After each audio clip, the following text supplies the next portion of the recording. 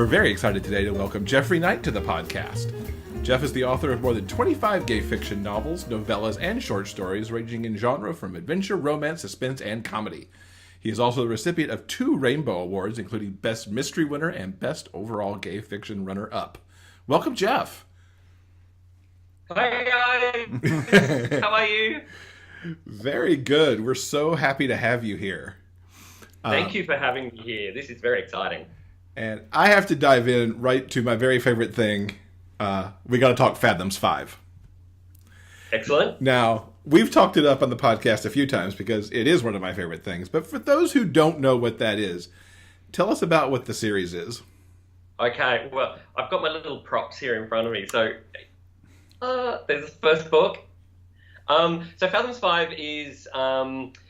It's adventure. It's an adventure series, and it's about a professor who is Professor Fathom. He is the titular character, and he has gathered these. He's old and he's rich and he's wise and he's blind. Think of him, I think, like a Professor Xavier from X-Men. In fact, I always think of Patrick Stewart when I write his character.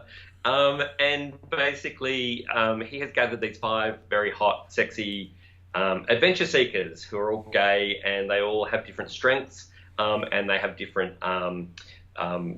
backgrounds, different nationalities, kind of, and they're all very hot in their own way. And they go off around the globe looking for ancient buried treasures, or unraveling mysteries, dodging booby traps. It's very Indiana Jones. It's a little bit of James Bond. It's a little bit of National Treasure. It's all those good things rolled into one, I hope. It is, very much so. And I like the National Treasure. I hadn't thought about National Treasure before, but you're very right that there's that element in there alongside Indy and James Bond. Yes, just don't put Nick Cage in your head because he's not very sexy. I'll go with Patrick Stewart any day. Yeah, totally. Absolutely. What inspired you to create Fathom and his team and just go that pure action-adventure route?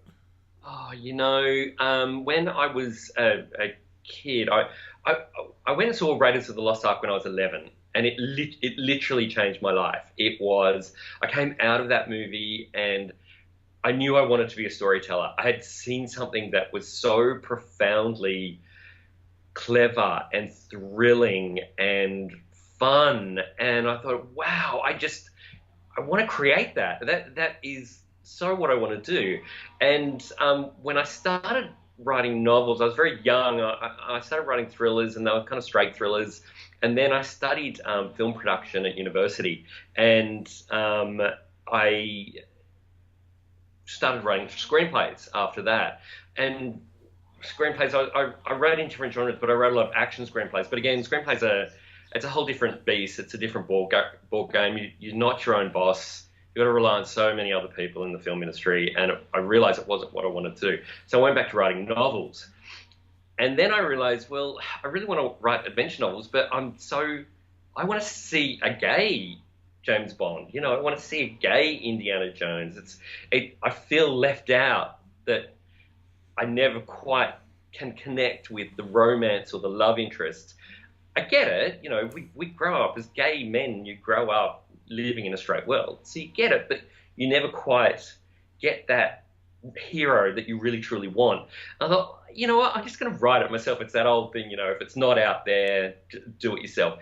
And yes, there were a couple of gay adventure books out there when I started, but I just wanted that real hard, heavy, non-stop roller coaster ride, and I hadn't found that. So I wrote The Cross of Sins, which is the first one, and I kind of thought, you know what, if I'm only writing this for myself, then so be it. If there is nobody out there who will want to read this, then that's fine. But it turned out there were other people, which was great. And it's, as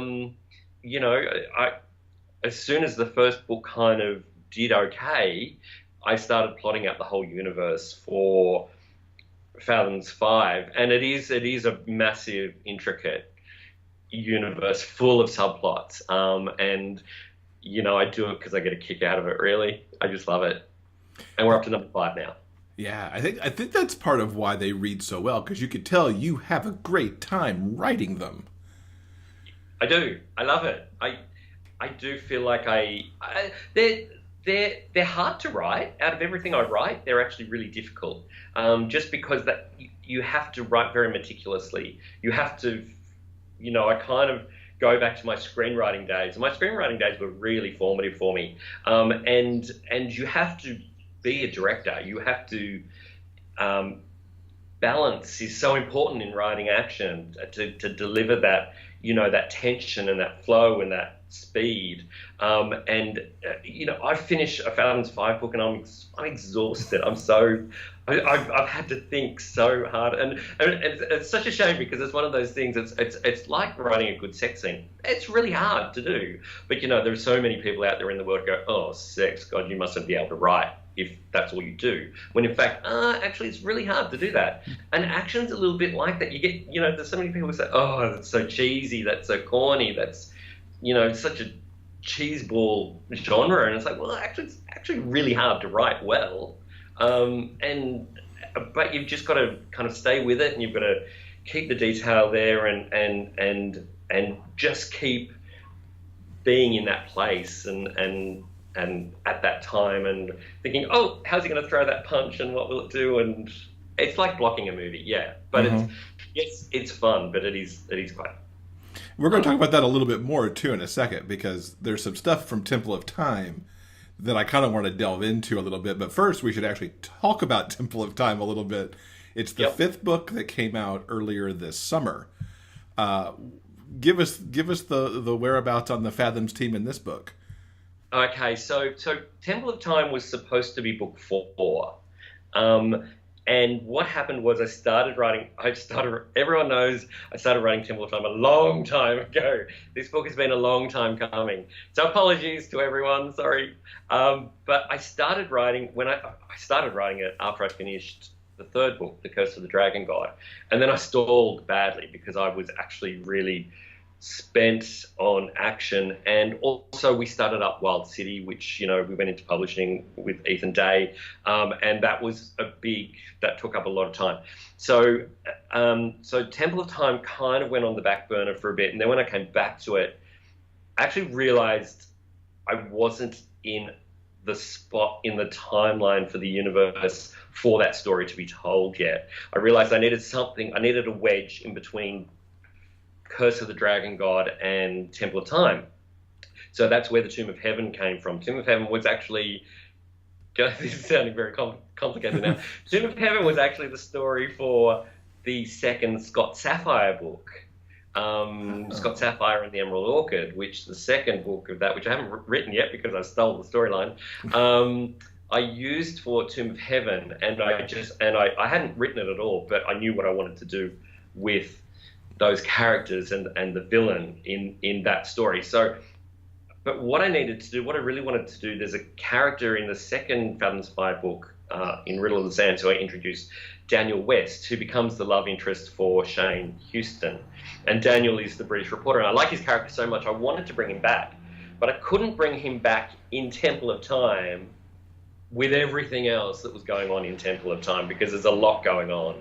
And so I needed to create a new book 4 to bring Daniel back so that he was already slotted in there nicely for Temple of Time. So I can't remember the question now. Tell us about what Temple of Time is. About Temple of Time. Okay, so Temple of Time actually starts... I planted the seed for Temple of Time at the start of book 2, at the start of Riddle of the Sands, where I introduce the bad guy, Kara Sholtez, who's been collecting the pieces of a clock that is in the Mayan jungle that can kickstart a time machine, basically, and gives people the power to travel through time. Whether it's mythical or not, nobody really knows until the end of Temple of Time. But yeah, kind of hope you get that payoff. So Caro is back, and he's kidnapped some of the loved ones of a few of the Fathom's team and sent them far-flung across the globe and put them in terrible booby trap situations with the intention of dividing up Professor Fathom's team so that they won't be able to stop him from finding the Temple of Time. So I had to split up the characters in that classic which I love, that formula. It's the Star Wars formula. Send Luke and Leia off, send Han and Chewbacca off, send the droids off, and then bring everybody back together at the end. And, you give everybody their own little adventure, and then you tie it all together. So that's what's happening in Temple of Time. I've really got to watch myself in case of spoilers. If I say a spoiler, please tell me. Yeah, I'll try to cut you off on spoilers because nobody needs a spoiler in this book because it's that good. But I do want to you've talked about the booby traps.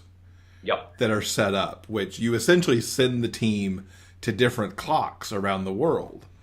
Yeah. And going back to what you talked about and how you have to, really almost cinematically think about these things, those scenes seemed ridiculously insane to write because you have to know the layout of the clock, know what you need to get done, know how the booby trap works. Oh my God, what was the research like to do these? Yep. And then you did them time and again because you had to put everybody in one. Yeah. And did it work? That was really, you talk about how technical things can get. Did that work? Did you feel like you knew how the clock looked and functioned? It worked ridiculously well for me. I'm like, oh my God, that's very cool. Is that real? I don't think that could be real. But you had me sold. I mean, I was Googling to see if some of these things were real. Oh, do it. So it was a real concern. I knew that would actually be the hardest part of the book to write was that getting across what these clocks looked like and how they functioned and not confusing the hell. That's the last thing you ever want to do in an adventure, an action sequence is confuse people. Everything has to be so clear. And so that was a real concern whether I actually pulled that off or not. There's the water clock in Morocco. There's the windmill clock in the Netherlands. And then there's the sky clock on the Matterhorn in Swiss Alps. The hardest one to write was the water clock, which is actually the only real one. It's actually not. There's not a real clock. That clock itself isn't real, but there are water clocks. Water clocks were just to explain what a water clock is.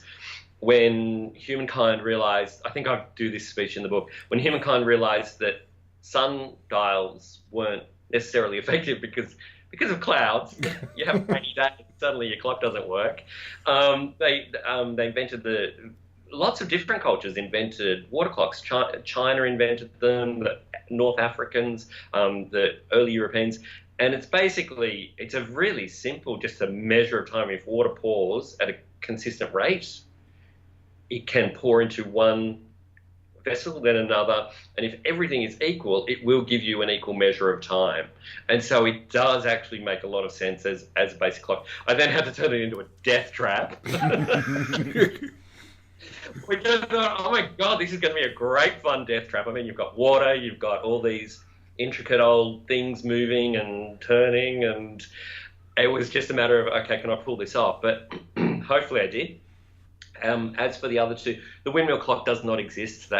I was just fascinated by the idea of all the cogs and turning pieces of a clock and the turning pieces of a windmill. Plus, you've got the sails of a windmill. I thought, that's going to be a fun visual, so I want to create that.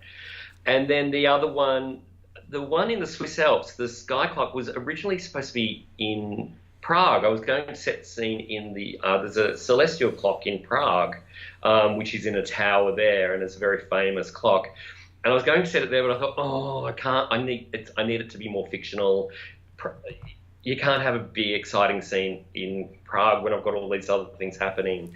And so I thought, no, I'm going to create a fictional town in the Swiss Alps and put that clock in there. And then that gave me the opportunity to use snow to great effect, hopefully without any spoilers.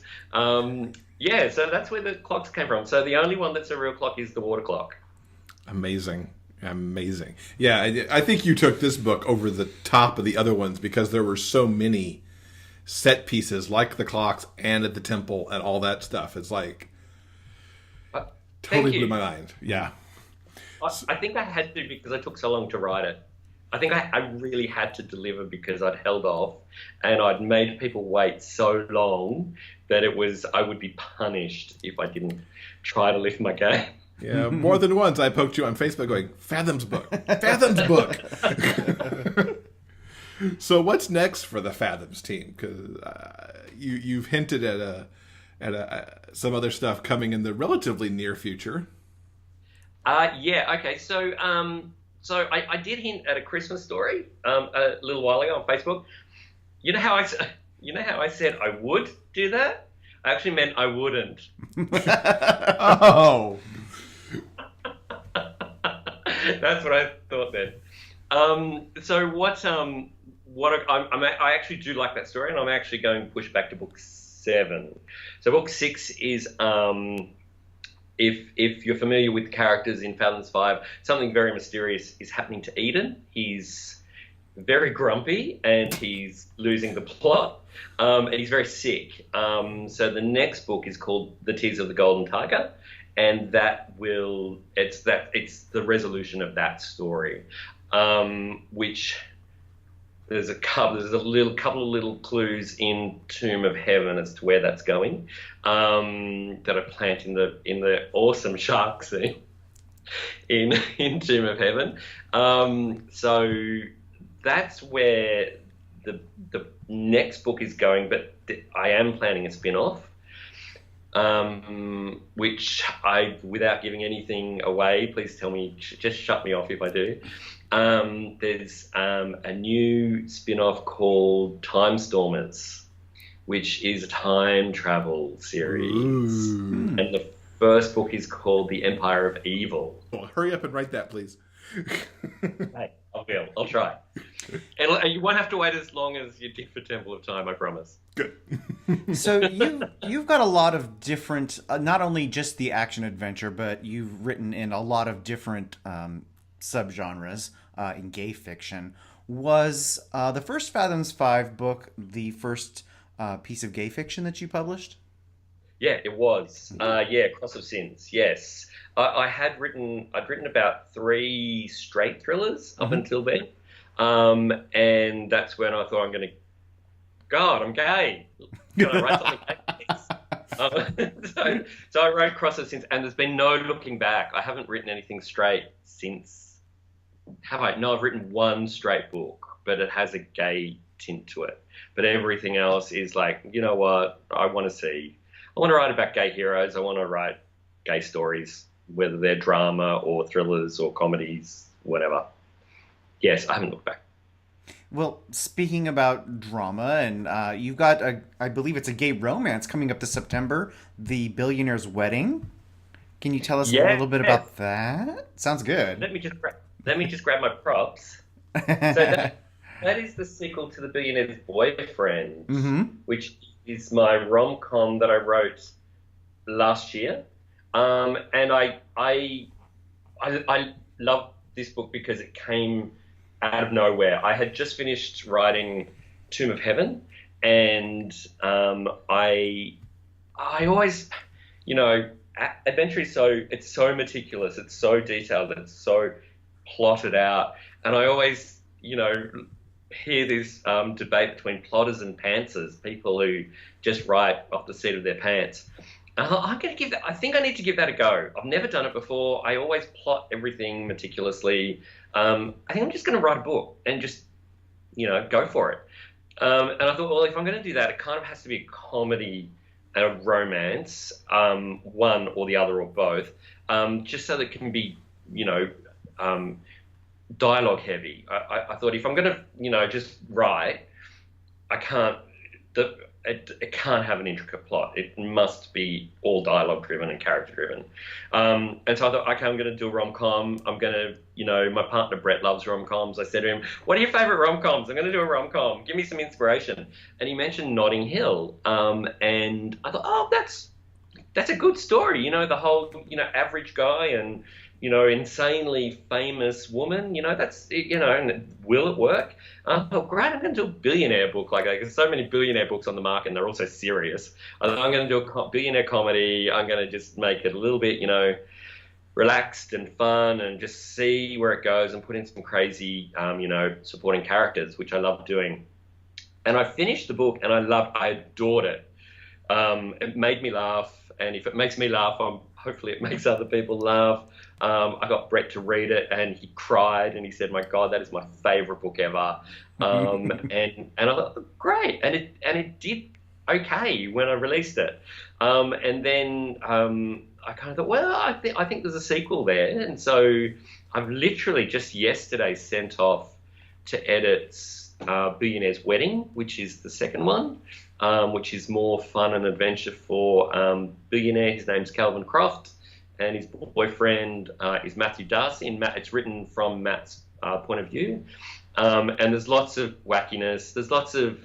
It's a comedy. I really want to make it clear to people that I think there are romances out there that have humor in them, but this is a romantic comedy. So first and foremost, it's a comedy, and then the romance is kind of the glue that holds it all together. But yes, there is some silliness, there is some fun, there is nothing I write doesn't have a little bit of over the topness about it. Mm-hmm. So yeah, I as I said, I've just finished Billionaire's Wedding, and I was so excited about finishing it. So I didn't want to say goodbye to the characters that my next book is actually going to be a Christmas Billionaires book called The Christmas Wish, which Billionaire's Wedding is out in September, and I'm going to aim to release Christmas Wish by the end of October. So watch this space. So that's my rom-com side of me, with funny characters that some people laugh out loud, and some people say, "Oh, that's a little bit much."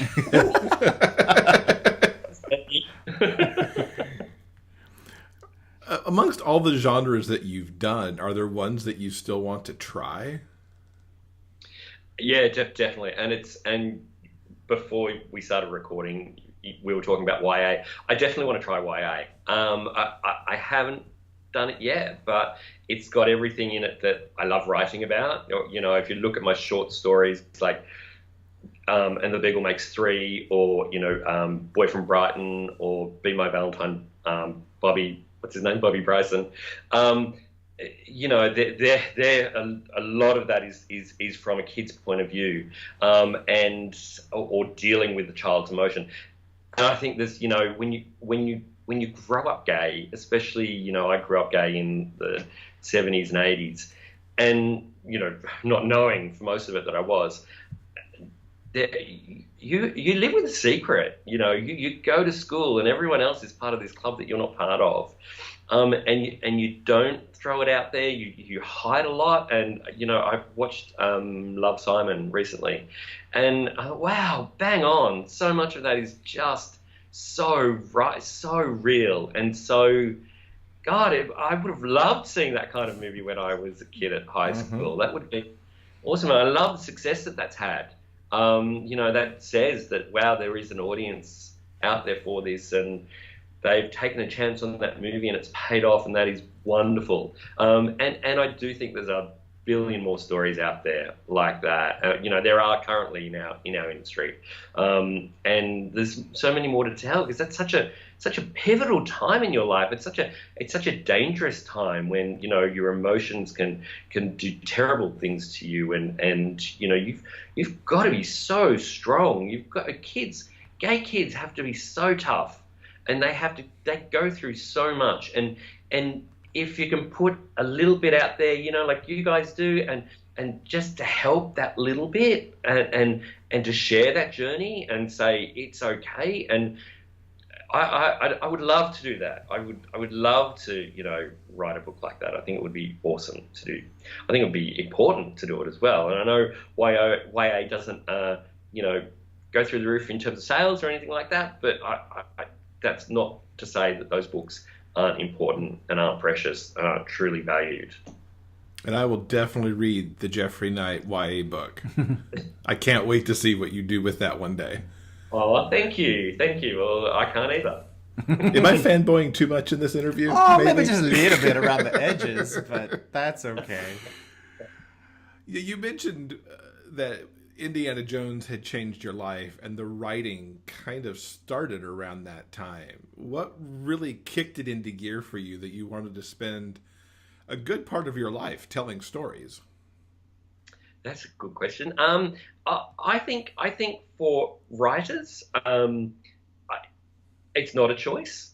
I don't know if there actually comes a time when it's like, wow, this is what I want to do. I actually think you're that kind of kid who just sits in his room and scribbles out stories, and you do it from a young age. And I moved around a lot when I was a kid. I was always that new kid at school. I went to so many schools, it's not funny. And so I didn't have a lot of friends. So I would actually spend a lot of my weekends and home time. I'd create, characters and stories because they were my friends. And so it kind of started there. And then when I was 19, I wrote my first ever novel, which never got published. It was huge. It was long. It was so insanely long. And that's how much time I had on my hands. I was going to uni, and uni, you spend a lot of time at the bar, and then you do other things. You don't go to class. But that's not a message to the kids out there. Stay in school. But I wrote this novel, and then I went away overseas for a year, and a friend of mine actually entered the novel into a novel competition, which was judged by, I don't know if you guys know who Thomas Keneally is. He's an Australian author. He wrote Schindler's List, and he's an incredible author, and he was the judge of it, and I got shortlisted. And I thought, wow, that's really cool. That's a national book prize, and I've been shortlisted. I didn't win. But I thought, wow, that's and the comments I got back were, keep writing. And I thought, wow, that's cool. Yeah, I will keep writing. And then I didn't. Then I went and started writing screenplays. But the stories kept flowing and flowing and flowing. Again, I've forgotten the question. Oh, was there a time? No, actually, you hit most of it, because it's like, what really kickstarted you into writing and making that the thing you were going to do for a good chunk of your life. And I think if you're a writer, it's a curse. It's a gift and a curse, and it's never going to go away. It's never. Some days you're waking up and go, oh, I'm not going to write anymore. That's it. And it's like, that's never going to happen. I'll be writing until I can't. And I think all writers are like that. It's like breathing for us, really. It's something we'll always do. Mm-hmm. Mm-hmm. Now, who are your author influences? What do you read that's just like, that right there, that's an inspiration? When I was a kid, when I was young, it was Stephen King, without a doubt. I don't read fantasy now, but I did when I was a teenager. But I think that's, again, escapism. But I just devoured Stephen King's books, and I think he's phenomenal. I think when he dies, he's going to go down as one of the masters of all time. He already is. And what he does, there's so many people out there who say, oh, I don't want to read a horror novel. He doesn't write horror. There's horror in his stories. He writes stories about real people, real characters. These characters are so well drawn, and he does what Hitchcock did. Hitchcock always said, I will put an ordinary person in an extraordinary situation. And that's exactly what Stephen King does. And he does it to great effect. All of his characters, you look at Pet Sematary, nothing horrific happens in that, nothing horror happens in that book until halfway through. But it's about a family dealing with a tragedy. And that's essentially, he takes those really common themes of the human condition, and then he introduces an element that's going to push the characters into the resolution. Mm-hmm. So, yeah, I think he's incredible. I really do. As for now, I'm trying to get some culture, and I'm reading Call Me by Your Name, which is very intense, and Giovanni's Room, which is very intense. And I don't mind doing that kind of reading those kind of books, because what they do is they make me want to write the stuff that I like writing. Like, if ever I'm tempted to, I'm going to do a really heavy book, I do something that's going to be a masterpiece, I'll read a masterpiece. And it's like, oh, I can't compete with that. So it gets it out of my system. So I tend to do that a lot. But, other authors in our industry, I'm loving N.R. Walker at the moment. The authenticity of her Australian voice for an Australian is wonderful to read. And that's something that I don't do a lot. I don't do at all, apart from my one and only Australian story. This is a plug. My one and only Australian story is The Pearl, but I do tend to put on an American voice when I write, just because that's the biggest audience in the world. But I love that NR writes Australia with a very authentic Australian voice, and she's nailed it, and she's cracked an audience, and I love her to death for it, and best of luck and success. She's amazing. Cool. Let's jump back in time a little bit to 2012, when you wrote your only nonfiction book, which was called Why Straight Women Love Gay Romance. Yeah. Now, the genre has evolved, obviously, in the 5 years since that book. Would you say the findings that you had in that book hold true today, or have they evolved as well?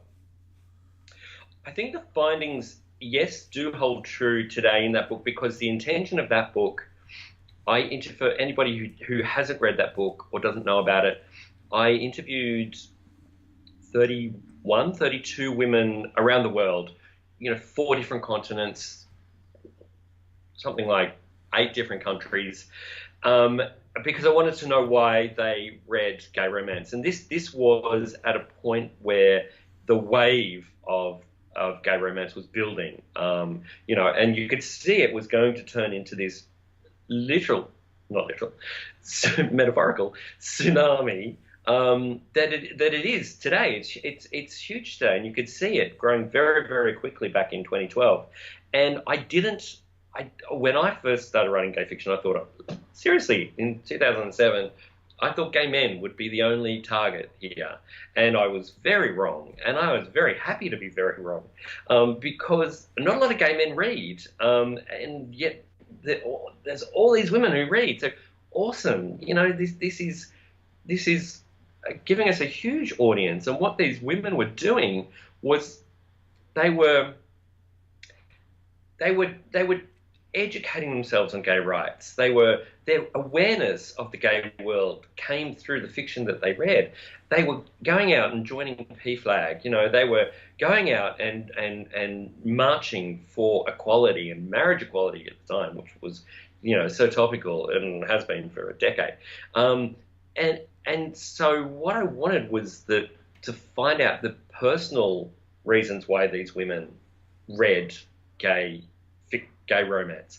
And interestingly, a lot of the stories are quite different, but they all came to this one point where straight romance left them wanting more, because they couldn't get in the head of the hero, of the guy, who, the heroine fawns over a man. They never got a chance to understand this man. And that really frustrated these women, that they were reading about a woman like themselves being compared to her, sometimes not favorably, because the woman was sometimes gorgeous. And let's face it, everyone's an individual, and we don't all look like. I'm trying to think of a gorgeous woman. Angelina Jolie, is she gorgeous? I don't know. Okay.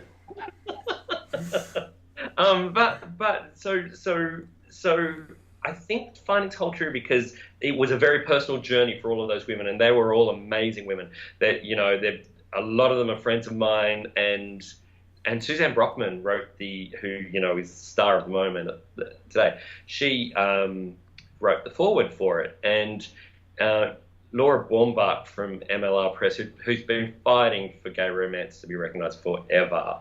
She spearheaded this whole book, and she got me in touch with Suzanne Brockman, and Chris Jason was amazing in the book as well. But talking to Suzanne, and she's a smart woman, and she's so genuine. She's so real, and she's so funny and clever, and speaks the truth. My God, she she can nail it. She's such a good writer, and she's an even better speaker. And she wrote this forward for me that literally brought me to tears. I was like, oh my God, there's nothing stopping this book now. It's happening. And her journey was again different, because her son was gay and he was going through a tough time at school, and she just wanted to tell everyone that this is not right and this is not fair. She did it much better than I did just then, and with a lot more power. And so I think, yes, the findings do still stand because it's about a personal journey for all of these people.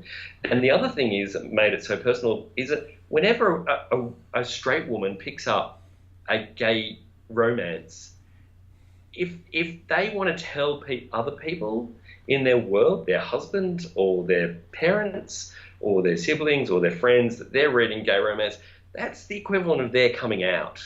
That's because then if they say that to people who don't understand, they say, well, why are you reading that? And then they have to basically come out and give their reasons and hopefully educate other people and build the awareness. So I think that I've gone now. My trail of thought. Well, I think you wrapped it up. I think the point you're making is, yes, the book is still valid today as it was in 2012. Exactly. That's it. Thanks, Will. Correct. So, besides the couple of Fathoms books that we hinted at earlier, what else is coming up for you? Okay, well, next is Billionaire's Wedding and then the Billionaire's Wish. And then we've got some Fathoms 5 coming up. And I've got I need another series. I've got a new series coming up early next year, which it's something that's, I don't think it's been done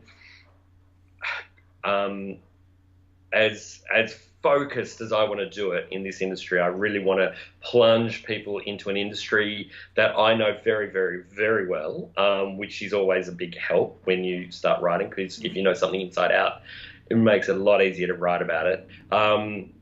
So there's going to be a new series which will be coming out hopefully in January, which I can't give you the title of yet because I don't want to give it away. I just want to kind of let Christmas run through and then go, bam, here it is, everybody. Go ahead. But it's going to be very sexy. It's going to have some thrills, and it's all set in New York, and it's all set in one industry. And it's not fashion because I'm not very fashionable. I can't wait to see what comes in January now. It's interesting. So what's the best way for everybody to keep up with your work? I am really slack, and I don't have a blog page, and I don't have a website. So, but Facebook. Friend me on Facebook if you're not already a friend. And you can find me. I'm sure you can find somebody who's a friend of mine. Just look me up. Otherwise, and Amazon. I'm trying to get things on there for pre-order, so early these days, so that people know what's coming up. And Billionaire's Wedding is on there already for pre-order, so feel free to jump on and suss that one out. If you like comedy and you haven't read Billionaire's Boyfriend, we live in dark times. It's nice to have a little bit of comedy in your life. Hear, hear. That's for sure. Well, Geoff, thank you so much for coming on and talking to us about Fathoms and the Billionaire's Wedding and all this other good stuff. Thank you for having me.